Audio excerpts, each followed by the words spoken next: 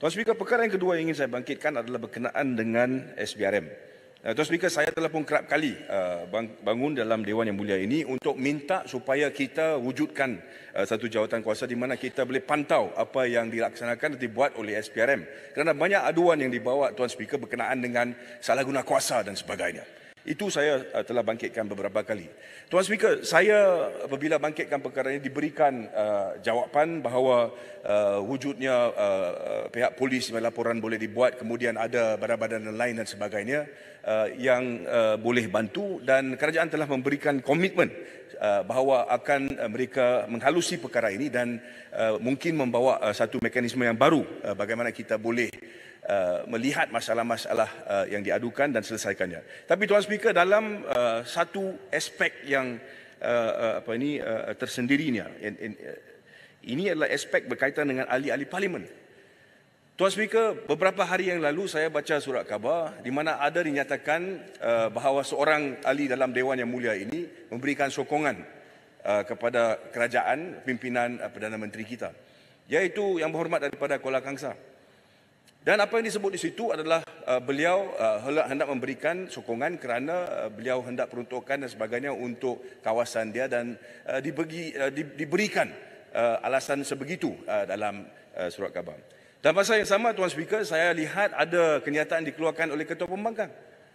Ketua Pembangkang mengatakan bahawa sebenarnya apa yang berlaku adalah ahli Yang Berhormat daripada Kuala Kangsar telah pun menerima kunjungan daripada SPRM, pegawai, di mana telah pun dinyatakan bahawa ada masalah-masalah tertentu, kalau sokongan tidak diberikan maka mungkin akan diambil tindakan dan sebagainya. I won't go into the details because we do not want to go into that in this Dewan. Soal yang saya ingin bangkitkan, Tuan Speaker, dan ini bukan kali pertama kita dengar masalah sebegini. Tuan Speaker, masih ingat lagi kita ada aduan yang sama yang dibangkitkan oleh bekas ahli parlimen daripada Labuan, di mana beliau mengatakan bahawa apabila beliau dituduh di mahkamah, beliau juga mengatakan bahawa beliau telah pun didatangi SPRM, mereka telah pun memberitahu kepada dia kalau tidak menyokong kerajaan masa itu, maka tindakan akan diambil dan beliau akan dituduh. Beliau membuat keputusan tidak akan menerima ugutan daripada SPRM itu, kemudian beliau dituduh. Tuan Speaker, kita sebagai ahli parlimen, kita melalui satu proses di mana kita ini menggubalkan satu undang-undang untuk mengelakkan lompat parti dan sebagainya. Kenapa? Itu kerana kita mahu pastikan kita boleh mewujudkan kerajaan yang stabil untuk 5 tahun, supaya kita boleh buat kerja dan membawa kepada apa yang perlu untuk kita menjayakan negara ini. Begitu juga bila kita kemukakan belanjawan. Belanjawan itu untuk setahun, kemudian ada belanjawan yang lain dan sebagainya. Tapi kerajaan masih wujud dan kita pastikan rancangan kita dalam 5 tahun itu dapat membantu negara ini dan masalah-masalah yang ada. Jadi kita ada undang-undang anti lompat parti. Tapi dalam masa yang sama kita dengar rungutan sebegitu rupa, di mana ada ahli parlimen yang kata tekanan dibawa oleh pihak-pihak tertentu dan sebagainya. Bukan saja SPRM, Tuan Speaker, tapi apa yang disebut adalah tekanan dibawa. Dalam kes ini SPRM.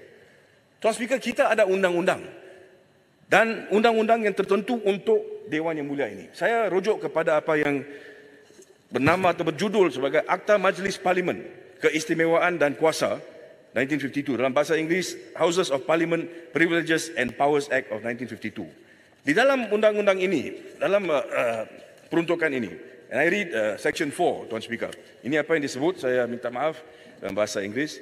Now, for the purpose of this act, the House is hereby declared to possess all such powers and jurisdiction as may be necessary for inquiring into, judging and pronouncing upon the commission of any such acts, matters or things as are made punishable as contempts under section 29, and awarding and carrying into execution punishment therefore provided by this act. Maksudnya, di dalam undang-undang ini, kuasa ada terletak di dalam Dewan Yang Mulia ini untuk ambil tindakan kepada sesiapa yang melanggar peruntukan section 29 undang-undang ini, yang membawa kepada penghinaan Dewan. Tuan Speaker, kalau kita lihat kepada peruntukan undang-undang ini, ianya juga termasuk keadaan di mana seseorang ahli daripada Dewan Yang Mulia ini diberikan sebarang ganjaran. Saya baca apa yang disebut di dalam section 29D. Kalau diberikan sebarang penawaran kepada ataupun penyetuju terimaan oleh seorang ahli sesuatu sogokan untuk mempengaruhinya dalam kelakuannya sebagai ahli, jadi tindakan boleh diambil. Tuan Speaker, saya dengar rungutan ataupun aduan berkenaan dengan wujudnya ugutan dan sebagainya. Soal yang berbangkit adalah kenapa kita sebagai ahli parlimen tidak ambil tindakan? Bukankah kita sebagai parlimen berkuasa untuk minta supaya ahli yang buat aduan itu datang ke hadapan, bagi kepada kita maklumat apa yang berlaku. Kemudian kalau ada pihak ini namakan di situ, kita panggil ke dewan ini, tanya kepada mereka apa yang berlaku sebenarnya. Dan kalau benar-benar kita dapati aduan itu memang itu benar, kita ambil tindakan. We have to find a way to stop this. Tuan Speaker, tidak kiralah ugutan itu datang daripada pihak mana. Dulu kerajaan di bawah pimpinan PN kita dengar masalah yang sama. Tapi sekarang dalam kerajaan ini juga saya dengar masalah yang sama. Tuan Speaker, saya minta supaya kerajaan dalam bantuan ini juga lihat mekanisme yang saya sebut, di mana kita patut mewujudkan satu jawatankuasa kuasa atau satu mekanisme di mana kita boleh pastikan bahawa kita atau tingkah laku kita sebagai ahli parlimen tidak tergugat. Kita bebas selepas kita ini dipilih oleh rakyat untuk mewakili parti-parti tertentu. Kita bebas untuk laksanakan tugas kita. Tidak setakat bila kita berbahas di parlimen, keluar lepas itu ada ugutan dan tekanan di bawah. We cannot have that. We are members of parliament. Tuan Speaker, ada wujudnya undang-undang. Saya rasa kita perlu mengambil tindakan supaya kita dapat elakkan perkara ini daripada berlaku dalam masa yang depan. Sila pendang. Ya. Saya setuju dengan pandangan Damansara supaya kita bawa ke parlimen. Kita ada hak berdasarkan 29 yang disebut tadi, Akta 29. Kita dah ada presiden kes.